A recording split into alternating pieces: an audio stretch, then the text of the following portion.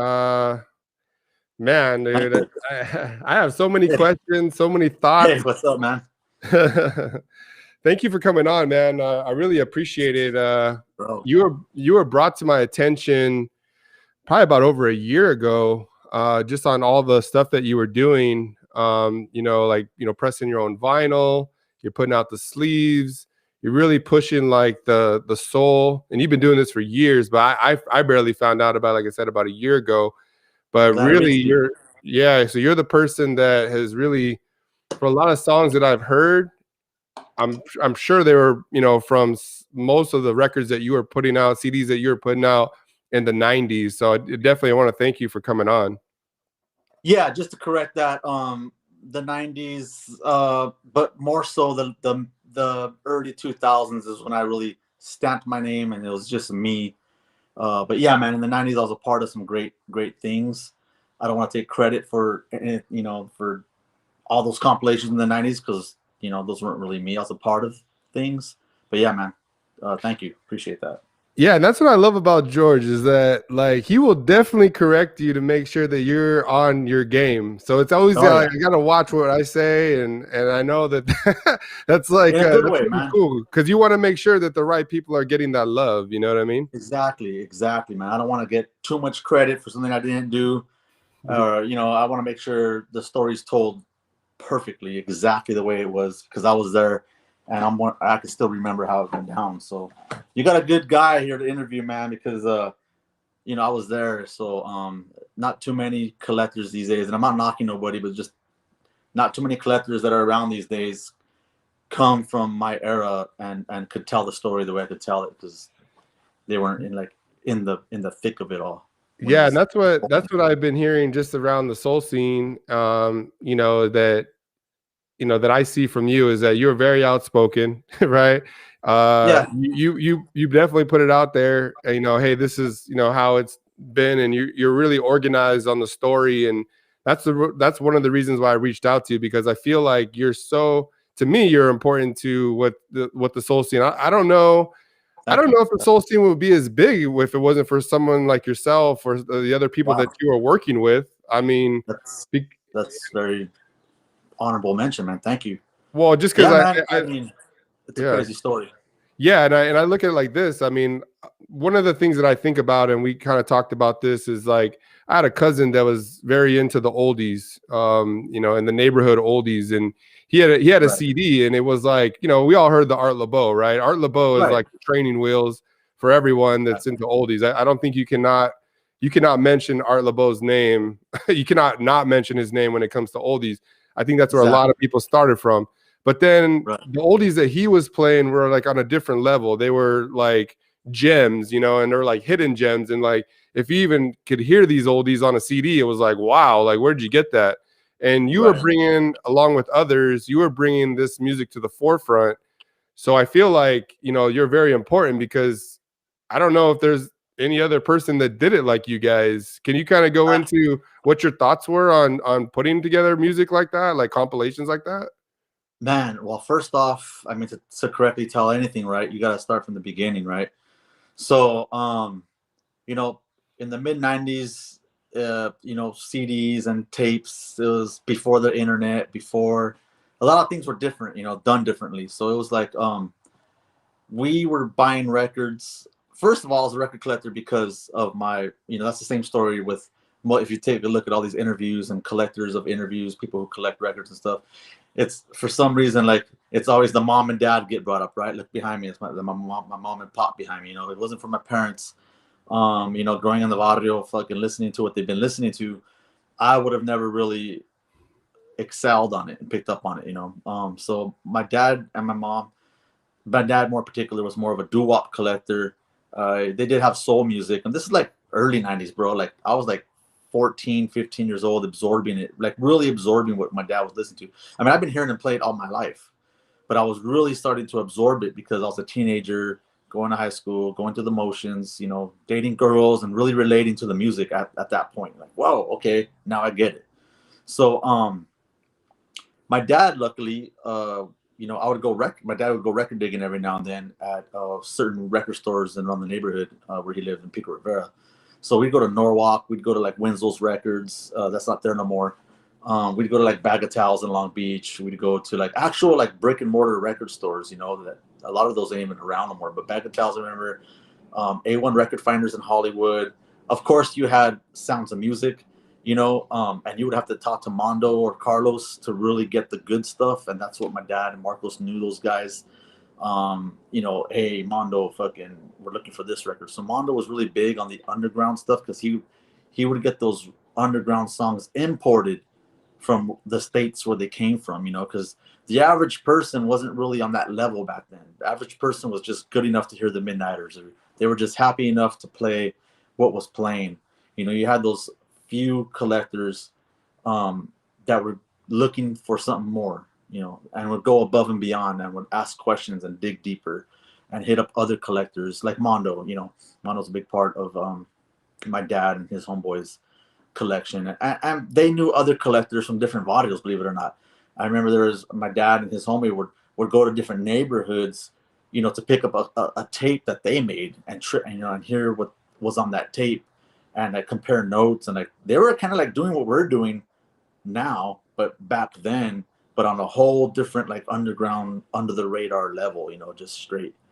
And my dad was, like I said, doo-wop and soul, sweet soul. We didn't call it sweet soul back then. I mean, it was just like group soul or soul music. And this is like 90, now we're like 94, 95, you know. So I started going to record stores with my pop and his friend, and I started buying records with my dad. You know, certain songs I liked on his tapes. Hey, that one song on this tape, you know, what was that? And you know, we'd be in the record store digging, and my dad would be like, "No, man, you want to get the original label, you know," because I would find it, a certain song like by the Pentagons or something like So Strange, but it'd be on collectibles, and you know, my dad would be like, "Nah, you know, like that's what, you know, you don't want that, you know, like that's just, you want, if you want to buy these records to be, you know, collect them," because that's what I told him. I said, "I want to collect it, like I want to have them all nice filed," because they had them alphabetically filed, and it made a real impact the way they took care of the records, you know, how they had them all set up and how they had them just the way they were organized. So it was a little different than most regular people that would have records. So I wanted to be like that, and I wanted to follow their protocol. And so he was telling me, "No, this is original," and then they were telling me the prices, and the prices were, for back then in the 90s, for one record, man, was like, my average was like $30, $50, $20 for a doo-wop record, and that was like insane. Yeah. You know, because I was also buying CDs. You know, I was also picking up all the CDs and learning from the CDs as well, as far as soul music went, because I was just absorbing it all, man. And so, anyways, to answer your question, I got started collecting because of my parents, obviously my mom and my dad. Well, my dad more so, and his homeboy Puppy. And we'd go record digging, and I'd be like 16, 15 years old, just going on record digging missions with them. And I started buying when I finally bought my own record when I was like 17. And I think I told this story. I forgot where I told it, but my very first record that I bought with my own money, it was the Matadors' "Let Me Dream" on Forbes. Wow. Yeah, that record right there, man, was just wow. Like, you know, it had that Midnighter sound, but it wasn't the Midnighters, you know. Yeah. That's what really like sparked my fucking curiosity. Like, man, this sounds like a Midnighter. It's fucking even better, you know. Like, yeah. I want more of this, you know. Yeah. So at the very forefront, you know, with my pops, that's where I got the whole idea. And I want to go back. I want to go back to like your father talking about the original. So for anybody like, okay, so I want to kind of back up and just talk about, you know, me and, you know, family and friends listening to oldies. Okay. Cause I think this is important to like your story and kind of what you're about. Like listening to those oldies, like, you know, we're like so into it. Like when you hear a new oldie, it's like, man, it's so awesome. And you want to get a piece of that. And so, you know, as I'm seeing like the shows like Santana, who to me really sparked me to like kind of start a channel. And I've mentioned this in a few interviews, is Santana, just the stuff that he was playing and people that he invited on his show that were playing, probably like yourself that I didn't even know who was playing. But the stuff that he was playing, it was like, what is this? And so I kind of want to give a picture to the outside, because me as a person that was listening to his show and hearing these oldies, it was like, where the hell are these coming from, for one? And then two, it was like, I don't think people understand how expensive some of these records are. Can you explain like some of the expense of these records can be in some cases for original copies? Well, that's a tough. I mean, that's a good question. The prices, of course, from when I was collecting, have slowly but surely increased. You know, these records were never this expensive. Right now, we're at an all-time high with the prices of records, and that's because of supply and demand. You know, there's a huge demand for these records now. There was always a demand for them, you know, even when I was in the late 90s or 2000s. But the demand now, I mean, if we're talking about now here today, look around, man. The scene has become pop culture. You know, it's become bigger than life now. It's huge. It's reaching beyond the barrio. It's reaching, you know, places far and different genres and people of different. You know, you got hipsters, you know, buying this shit. You know, you don't even have to be a gangster no more. Back in the days, like, it was more of like a gang affiliated type of music than, you know, not to like stereotype, but that's kind of like what it was. But now, you know, soul music, man, it touches the soul. So, and now with everything going on over the years, you know, like you mentioned, like the CDs coming out, all that music gets exposed, and then, you know, the birth of the internet and YouTube, and people uploading this music onto YouTube, and then it just gets spread, like the seeds just get spread everywhere. You know, now everybody's getting a chance to hear this for the first time. But yeah, man, back to the pricing is basically demand. You know, there's certain songs that hit you, man. Like, it just sounds so dope, and you hear everybody playing it. You know, so it builds a lot of excitement around that song. And it's expensive because of the demand, you know, also because of the rarity. You know, there's not most of these songs that we've compiled or collect. A good 80% of them are like garage, really small studio record labels that weren't really major labels at all. You know, so they would only press maybe like 500 records, you know, back in like 71. Or maybe even only 100 records. You know, you have to know your stuff, and that's a whole nother topic, a whole nother interview. I mean, of talking about, but basically super rare. It's almost like comparable to baseball cards. You know, like it's equivalent to finding like a Jackie Robinson. You're right, and everybody wants the Jackie Robinson, and everybody thinks that there's 100 Jackie Robinsons available because they hear it everywhere. So they're thinking like, oh man, somebody's got to have it. Like, do you have it? And then they figure out like, man, I've been asking for that record for 2 years to all the major players in the game, and like nobody has it, or they're not willing to cough it up. Right. You know, how, like, then I've had people ask me, how rare is this thing? It's like, bro, like, there's only so many made, and like you have no idea what you're fucking asking for, man. Like, you're asking for like a Babe Ruth, basically. You know, good luck is what we always say. Like, good luck. So, but every now and then, man, you have these people who have an extreme in the record scene, in the vinyl collecting scene, overseas. We deal with all kinds of different collectors, and you have people who have certain people who know certain people to get that record, but it's going to come with a price tag. Like, I could get you that Jackie Robinson, but it's going to cost you. You know, at that point, you can pretty much put your own price on it, bro, because, you know, a copy hasn't been seen for sale like in over 8 years, and even though that copy might have only sold for like $150 8 years ago. Well, shit, we haven't seen one sell for a whole 8 years, and now here's a nice, clean copy. I don't know when the fuck we're going to see another one. I want to keep it for myself. With the ear that I hear, with everybody playing their stuff, like, it's a really complicated formula to, like, put a price on a record. But there's a lot of factors, man. A lot of factors, like just demand, you know, what that excitement of that record brings, and of course the rarity, you know, like how many were made, how often it pops up for sale. Yeah. So at that point, man, if you really want a record, you can pretty much put any price on it. And you got people in the game who are older now. You know, we're not kids anymore. We're like mature, grown adults, and some of us have good jobs and good money, and they could afford to buy these really great records, and you're like, hey, fuck it, I'll give you $1,200 for that record. Yeah. To where someone like me who was used to paying only like, and remembering like, hey, that was like $100 that record. Like how the hell did it jump to 12? Well, it's because somebody offered 12 or agreed to pay $1,200 for it. So now, Yeah. like that kind of set the new standard on that price, which is a whole other topic. Yeah, and that But brings yeah, me man. to. But Record yeah, I mean, prices. oh, go ahead. No, I was gonna say, I'm trying to finish the question. Yeah. Record prices really depend on how rare the record is and the demand, and or both. You know, so if the demand is there and there's somebody has 50 copies, but the demand's there, like you could sell like hotcakes all day long for $100. Blah, blah, blah, blah, blah. Even though the people know like there's 50 of them floating around, I want it. It's that good. I'm gonna pay you $100 for it. I'm asking 150.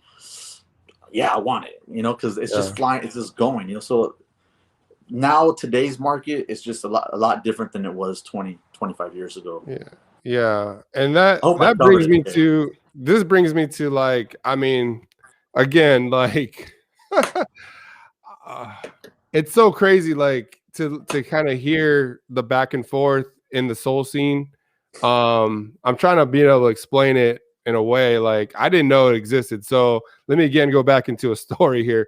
So like, you know, me and my family were like on the grill, the song's on, you know, someone's got a record that they have, you know, they're playing it, and it's a, you know, it's not an original, but it's like a, you know, a 45 that they picked up, or like a repress as it may be called.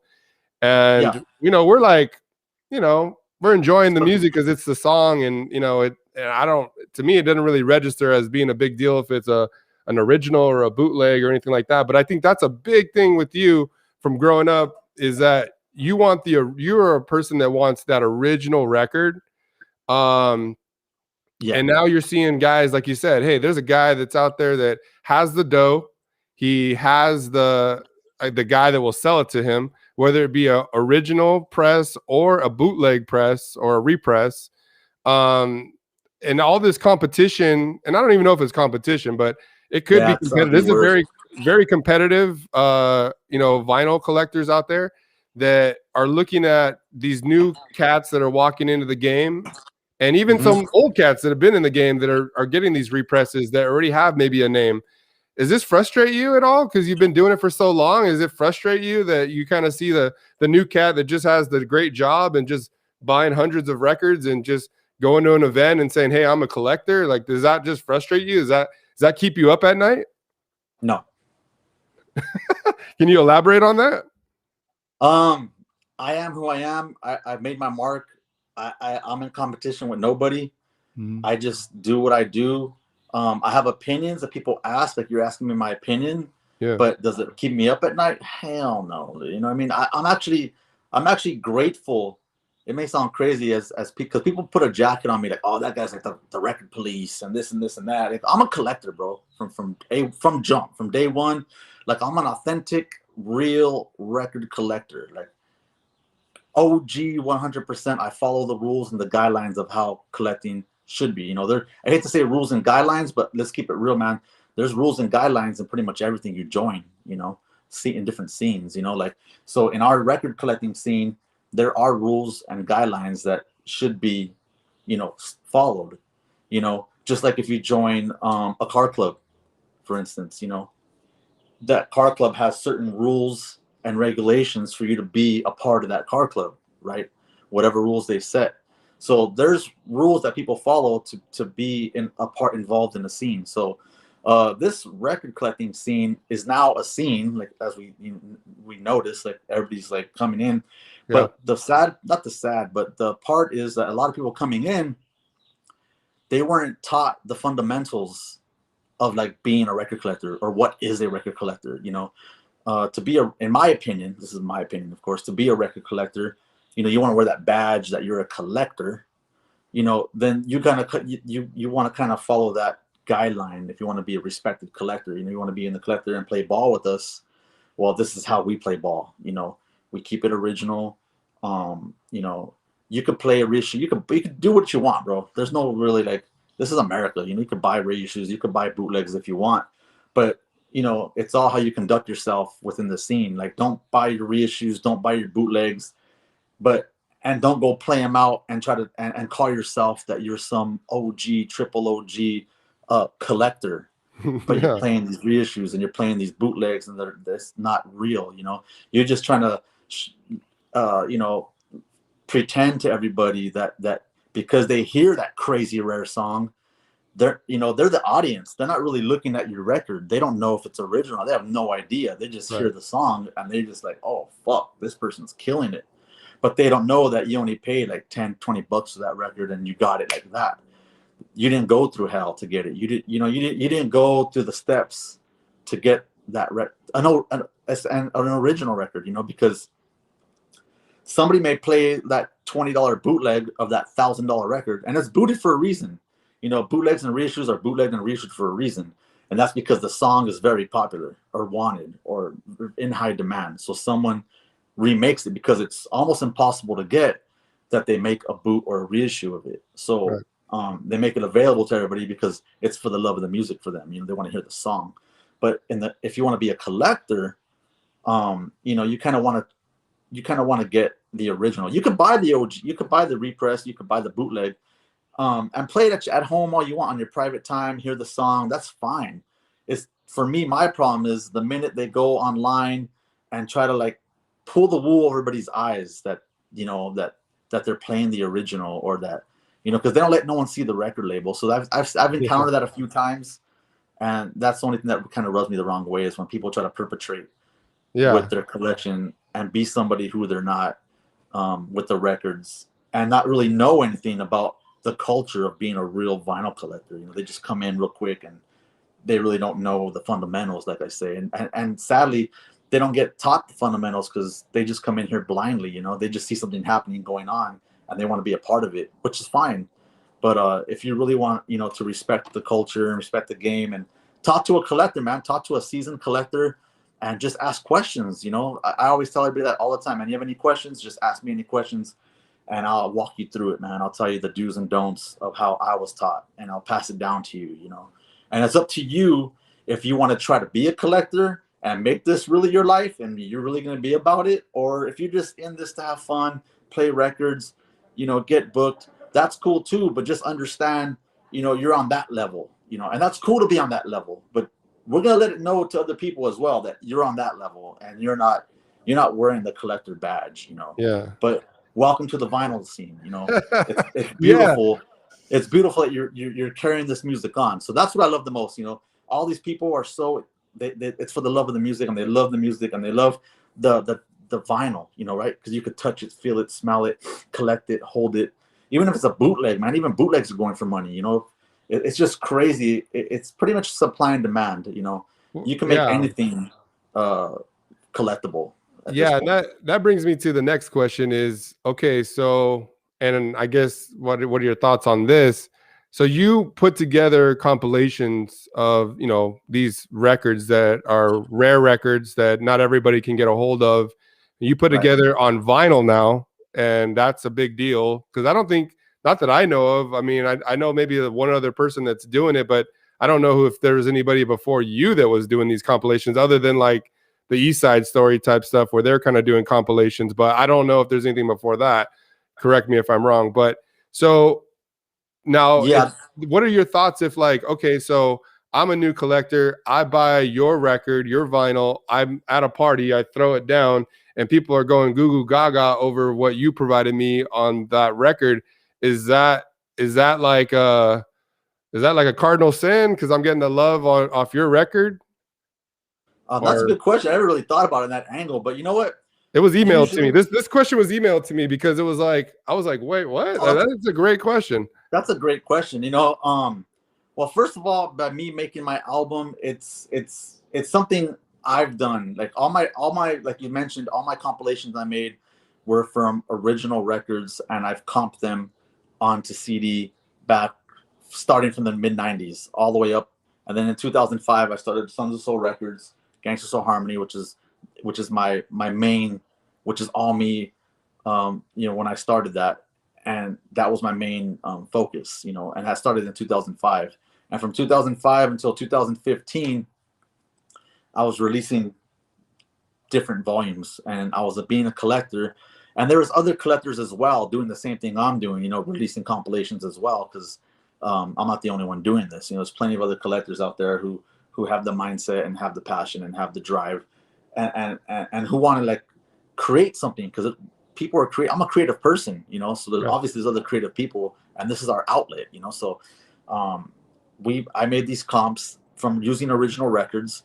And so now here we are, fast forward to the year 2020, 2021, and vinyl's like the new resurgence, right? Like vinyl's back with the vengeance. Like vinyl is like I said, it became really pop culture. So the reason why I wanted to make my CD compilation and go over onto vinyl was just strictly a personal preference for me. Like I wanted to because I'm all about that vinyl shit, Right. And I wanted to put my music, my creations, what I've made, with my artwork, with my, everything you see behind me, I wanted that to translate onto vinyl. Right. And I did that now, and I'm starting to do that now. People, am I the only one that transferred over to vinyl? No, there's been other vinyl rare soul or oldie compilations, but that were before me. But I think I'm the first to come out of the 90s generation that made those CD compilations. I think I'm one of the first. I think I am the first that made this transition onto a vinyl album. Right. So yeah, because I can name a handful of. I could like think about all the rare soul compilations that made an impact in this scene, and see if they're on vinyl yet, and they're not. Right.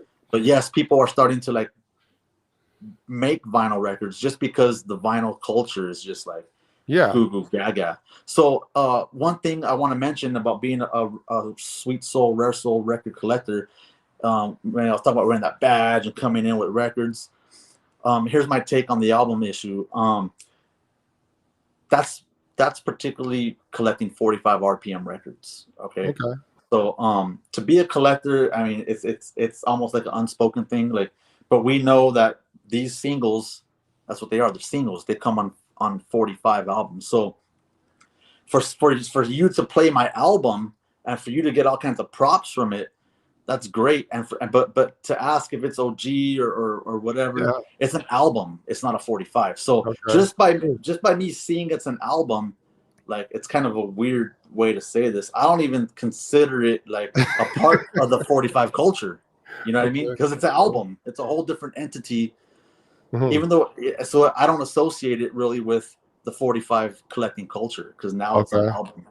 Now, what about, so it's are you like a dead giveaway? Like, okay, it's an album. Like, Now, are you ever concerned, like, okay, so the guy's rocking an album or even a 45 bootleg that, I mean, I don't know if you've put out 45 on your, I know you put out a 45 as far as for singing, right? You've sang on like Mike Noriega stuff, and you've put out records like that. And then that was created. Mike was created. Yeah, and then Mike's, I think he's always putting out like represses and things like that. Are you ever afraid that like these collectors, young collectors coming up, will be turned off on buying your stuff because, like some of the things that you may say or may take it the wrong way, even though you don't mean it to be like that? But are you ever worried that, hey, they may not support me because of some of the comments that I've made, even though they're true comments and that's what you feel in your heart? And that's the reason why I want to interview you, because I feel like I love that you have that passion. I love that you bring this music to light. I love that you've started something that where some of these soul groups that I'm interviewing, that music, because it's to the forefront, it's inspired them to, maybe do a retake on a song that is a rare record. So I want to, like, are you ever afraid that you may turn off some of your fans, because of some of the stuff that you may say about the collecting world? No, I'm pretty positive, man. I mean, I speak from the truth. I'm not saying nothing bad here. I'm just speaking the truth. If they want to take it as bad, then they're uneducated. So there'll come a time in their period, if they ever stick with it and continue on and talk to other collectors, there's going to come a time where they're going to realize, like, oh man, that dude was really about it. Like, he was really real. But right now if they're going to oppose that and think anything different, it doesn't really bother me because they're on a whole different level, on a whole different stage to begin with. So it Okay. doesn't bother me. Yeah, and I heard this thing, and this is not a soul stat. This is not like a hip hop stat or a funk stat as far as DJ goes. But I've heard the average lifespan of a DJ is about 3 years. I don't know if you've heard this before. I haven't, but that sounds about right. Yeah. So, and I want to hear your opinion on this. So, like, I read on a magazine or I seen an article like the lifespan of a DJ is 3 years. This is a DJ that's going beyond the bedroom. I'm talking about in the club, actively trying to make a name for himself. After that 3 year span, it usually cuts off because I didn't make any money doing this. I'm probably in that because I've done the club scene. We still do. If there was clubs open now, I'd still probably be doing events at least. But there is no money in it, right? And you've made a niche by making money off of putting these compilations together for many years. So what is your thoughts about that? Like, as far as DJs, that lifespan, is that something that clicks with you, or like you kind of, hey, go buy all the records you want, bro? You could spend thousands and thousands of dollars on these records, but you're not going to be in the game as long as me. Is that something that you feel is true, or who knows? Well, first off, I know how I mean I really don't know you. How new are you to this scene right now? Like, to the soul scene? Yeah. I mean, I've been listening to oldies for a long time. I started hearing those compilations, like the East Side stuff, when I was a young kid. But I don't know. That's the reason why I'm interviewing you, and I feel like you'd be the person to interview because you have so much history on this music. Yeah, because you started off already wrong off the bat by saying the word DJ. We're not DJs. Okay. So a DJ would be like a house club DJ, a hip hop DJ. Maybe that lifespan is 3 years. I don't know. I don't know, but for the most part, everybody who's at a higher level in this game, we get called DJs, but we're not really DJs. We're not really in it. This was brought to us. We're collectors playing from our collection. Okay. Because it's the only source where we could do a public event and they could hear it straight from the vinyl source. You could only get that sound from certain record collectors playing from the record collection. Now, does that make me a DJ? I don't think so. I'm not a DJ. DJs like cut, scratch. I got my turntables in front of me. You can't really see them, but I'm not doing all that crazy stuff, transforming and mixing and like pumping the fist and getting the fuck. It's a whole different scene. This whole culture. That's why it's like a culture. So everybody in this culture, I would say I personally know collectors that I've met 10 years ago that are still collectors. So they're still obviously around. So they way surpassed that 3 year mark, and they're out there doing their thing. They're out there playing records. They're out there hitting the circuit. It's become a circuit because people love this music so much, and we've became like a phenomenon. Like, oh man, this guy has that record. Like, I like this song, like Stranger at My Door. I want to hear it at the bar, but I want to hear it straight from the record. Well, the only way you're going to attempt that to happen is to reach out to these certain collectors who have these crazy records that you want to hear. And that's how we started playing at bars. That's how we started playing at venues. And we kind of created our own scene, bro. Like, we created this old scene, and we're learning as we go along, So it's still developing, and it's going in different directions as well right now. But you just gotta adapt, and be positive and support it, support it, but like in an educational way, like I said, a lot of people call me the record police, but after a year or two of them really, really like being involved, they're gonna find out that I really wasn't the record police, that I was really talking, honorable, true shit, Yeah, and I love that. I love that because and there's a couple of ways that I look at it, right? So one of them that's is another thing. It's all how you look at it and what you want to do in this, Yeah. So that matters too. Like, who comes in here? What's your narrative? What are you trying to do in here?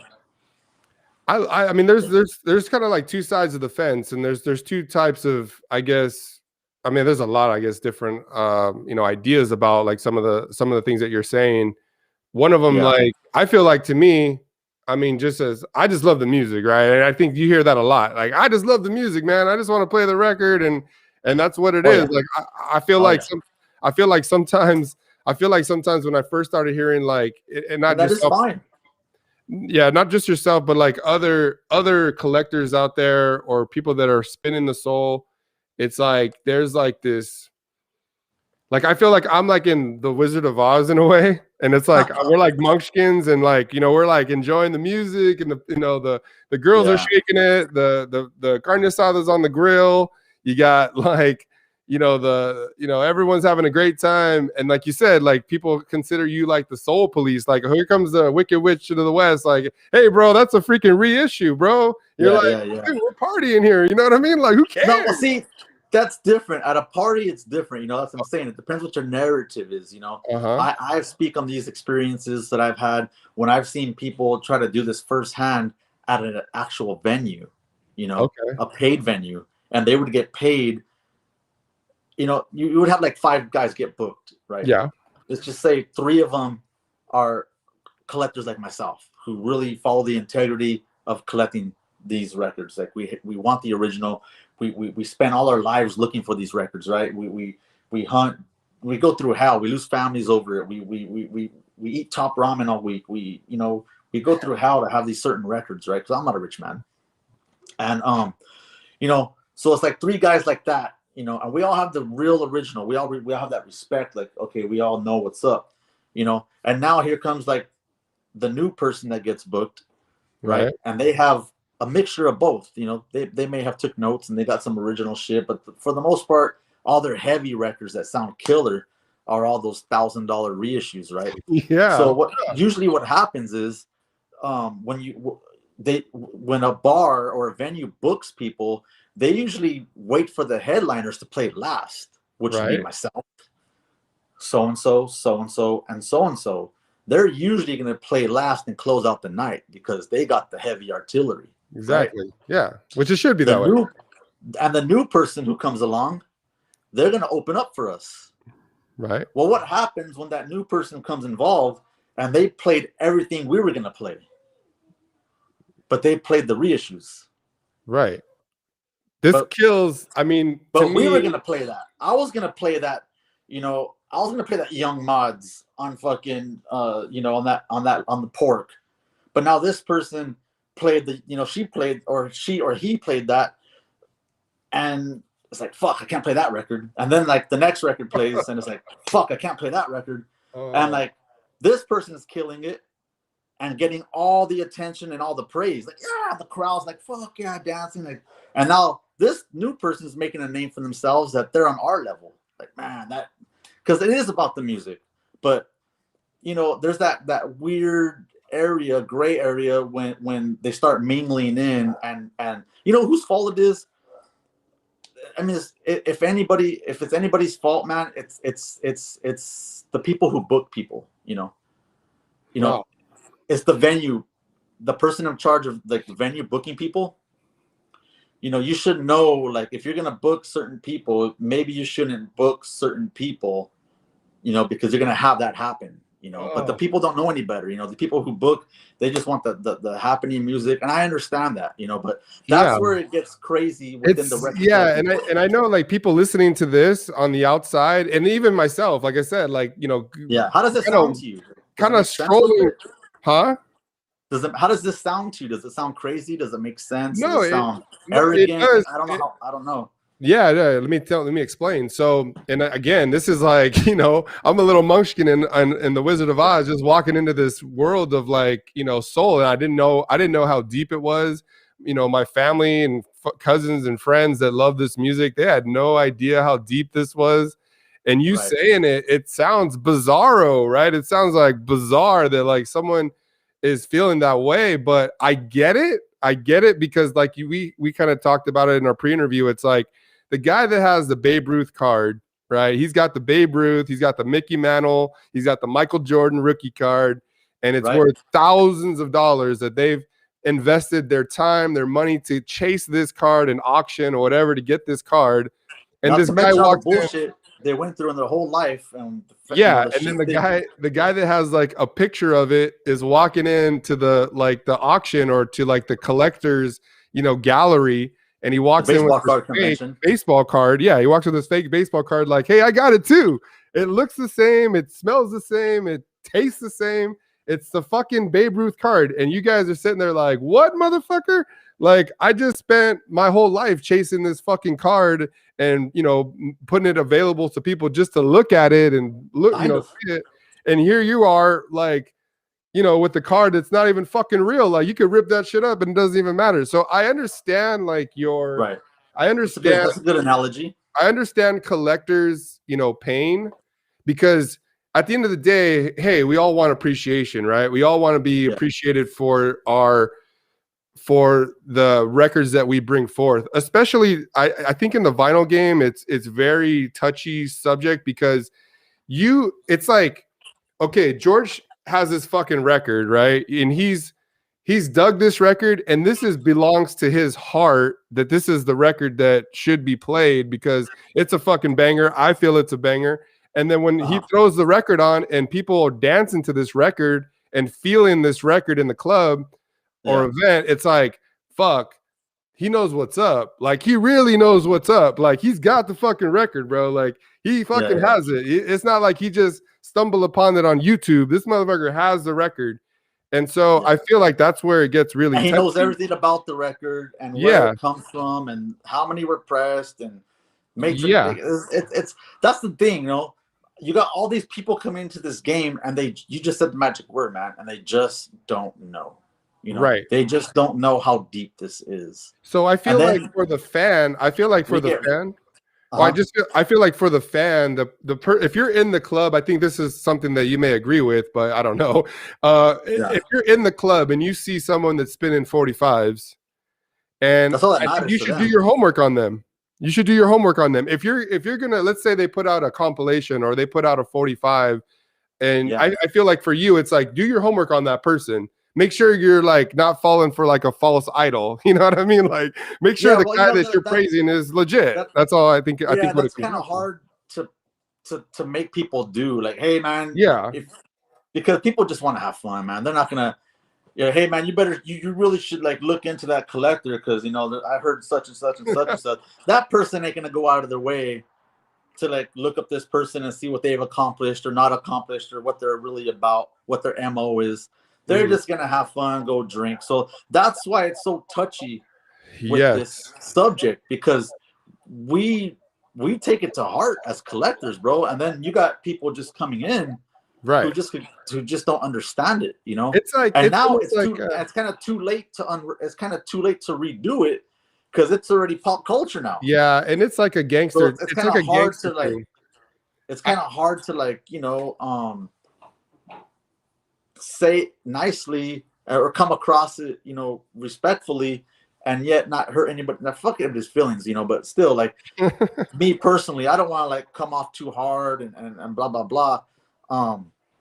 You know, because it has to be told a certain way, but there's so many angles at it now that it's like, fuck, like, how do you fucking explain this to somebody? It's hard, and I've they really have to live it to really know it. Seriously, like, and I have like racked my brain over the months, not only over this interview, like of what questions would be asked, but really like just how this can ever be solved, and I don't think it can ever be solved. It's such a touchy feel like thing. It's to the heart, you know what I mean? It could be solved, you know. If it's done right, it could be solved, you know, like what you're doing right now. You're reaching out to the right people, talking to the right people who could kind of like unravel. These are weird questions, you know. These are the questions I was kind of expecting. It's kind of like left field stuff. I just think that you're the person to answer them, you know. Like me, I could break it down to you, like, you know, what the guidelines are to be a collector, and you know what we do and how it operates and how it works. That way, because right now people are like, what is he so crybaby about? What's he like complaining about? Because they don't know the steps. We just jump to these questions, you know, so they don't really know the previous steps of wearing that badge of being a 45 RPM vinyl record collector, you know. Like, they don't know. I feel like it's kind of compared to like, it's this is a whole scene. It's a whole scene, and it's very, very deeply rooted. Very, very, very deeply rooted. But I feel like it's kind of, I mean, it's not comparable, but it's like the OG gangster that's been doing it the right way, honor, right? It was kind of like the whole thing, back in the OG. And some kid just running up. some kid like today just running up on, on anybody because he has a gun in his pocket and doing it the completely wrong way. And that's kind of like how I feel with you. It's like, wait a second, bro. Like, at least come talk to me about the game a little bit so that I can tell you how you should be collecting. If you're gonna say that you're a collector, at least run it by someone who is a true collector, and in that way you can carry the collection, because you're not gonna live forever, right? We don't live forever, but and that's just it too, bro. That's another like misconception. Everybody who has a vinyl record, right? Anybody who has one of these in their hand or playing this on Instagram, the public automatically assumes they're collectors. Right. So how do you talk to another collector? How do you know who's who in the collecting world when everybody has a record? And now, hey man, you've been collecting for 2 months. Welcome, collector. You're a collector now. And then this, you got 20 people who've been collecting for the past maybe 6 months. They can't talk to each other about collecting because they're all new in it. So and then they don't really. How are you gonna find me? How are you gonna find the righteous collectors to talk to? Because everybody's pretty much labeled a collector now. See, and that's kind of like where it went sour, where it went south. I think you got to earn that badge to be called a collector. I think people coming in, I don't know. To be a collector is a whole different animal. Yeah, and I love it, man. I love your candidness about this. I appreciate you taking the time. I try to be like, I don't know, man. No, but I appreciate it. I appreciate it because you're gonna open up. You've already opened up a lot of eyes, but you're gonna open up more people that don't know the scene. Because, like I said, this is a community that it's not the biggest community out there, right? But it is a community, and it's growing as we're talking, as we speak. That's why.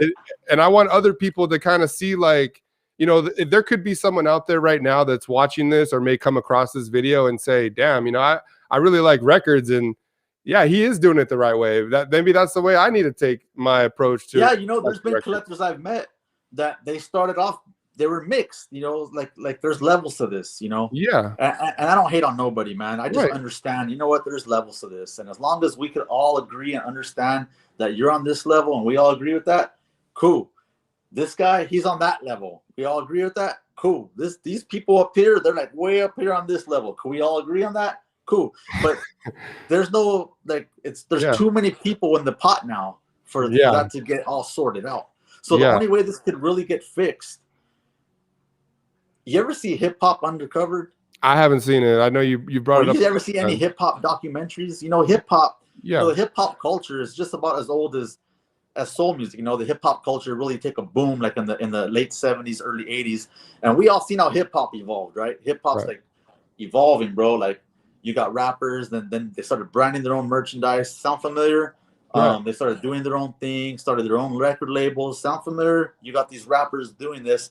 And in the 90s was like the golden era of rap, right? That's like when it was like everybody respects and loves the 90s era of rap. The 90s era with soul. Sound familiar kind of to you? Yeah. Everybody really respects the 90s era of like collecting records, because that's the era I came from. And now here we are 25, 30 years later almost.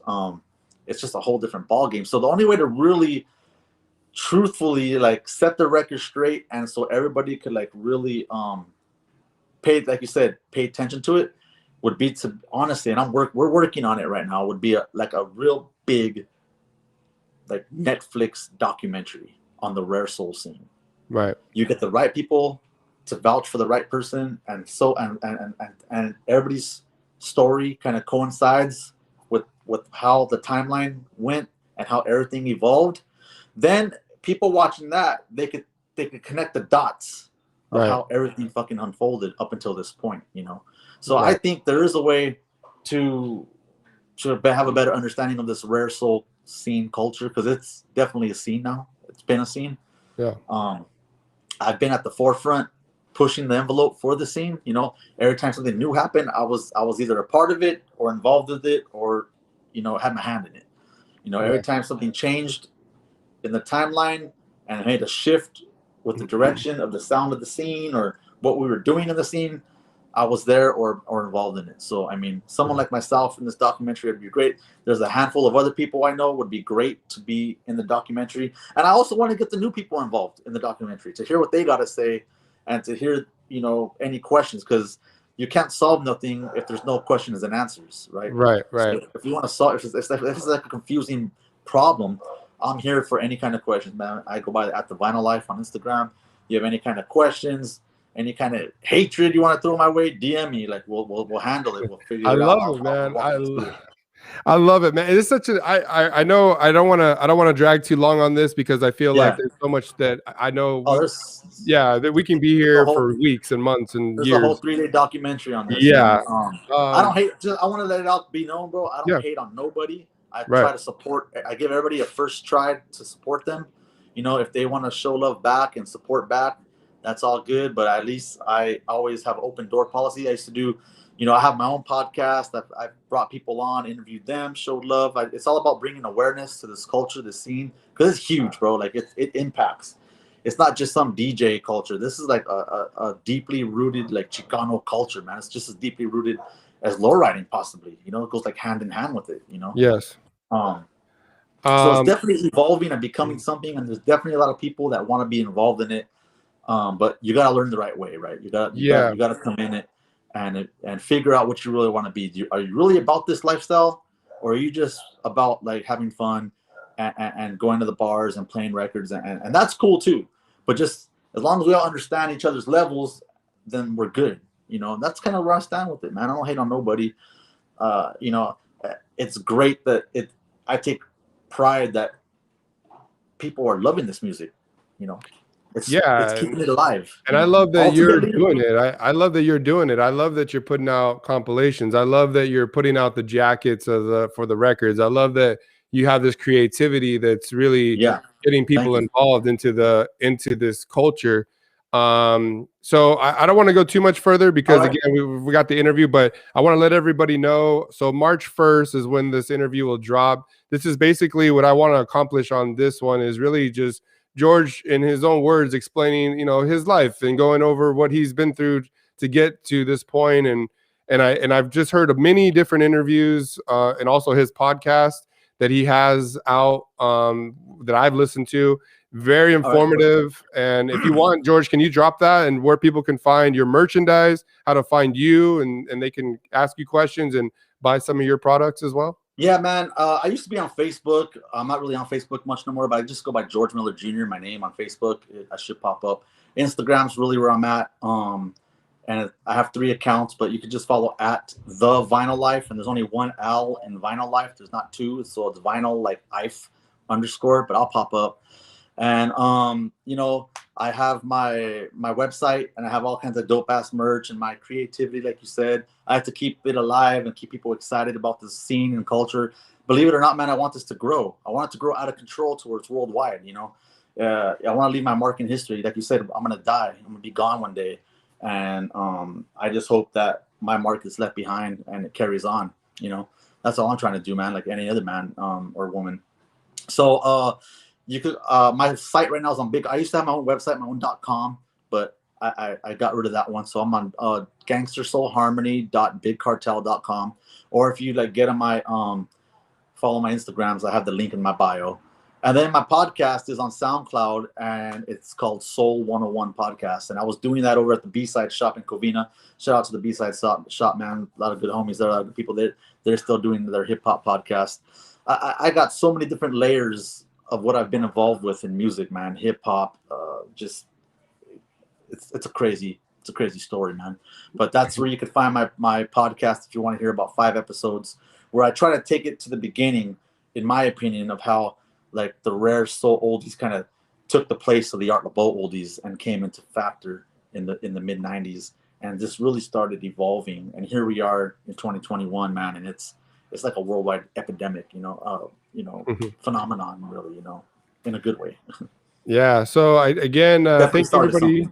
I want to thank everybody for tuning in on Instagram and then YouTube. And again, the interview will be released on March 1st. And again, it's just going to be George telling his story. And I hope if you have any comments or if you want to buy his stuff, I'm going to put all the links in the bio. on this video so that they can find them. That's the album that's out right now. The album's available. That's the album we were talking about, the Gangster Soul Girls Harmony. I made this compilation in 2007, all from my records and all that, man. So enjoy that, and thank you for reaching out to me, man, and talking to me about this, because yeah, man, there's a lot of confusion in this scene, and I just want everybody to have fun, enjoy, and just know what's going on, you know. Yeah. That's I love it, man. Thank you again. On the same page. Yeah, thank everybody again for tuning in, and we'll be back soon.